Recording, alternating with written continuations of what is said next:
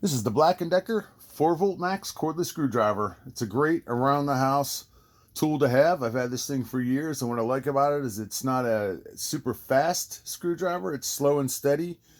This is great for torque. If I'm trying to put a screw into a stud, it works awesome. It's got a little light on there, little guide light. It's got a 6-speed clutch on it. It's supposed to be the smart technology that tells you how much torque to use, and you adjust by screw size. It's got a forward and reverse switch on the side.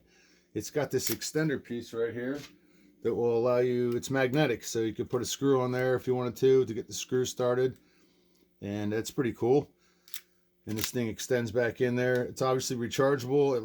The battery lasts quite a while. For me, I've had no problems with it. And it comes with this charging case that has a nice little storage area for some of your bits. And it's small enough to stay out of the way. It's got slots on the side where you could put some screws in the wall if you wanted to and mount it on there. It's a great cordless screwdriver. It's great for around the house stuff. It's lasted me a long time, and I'm really happy with it.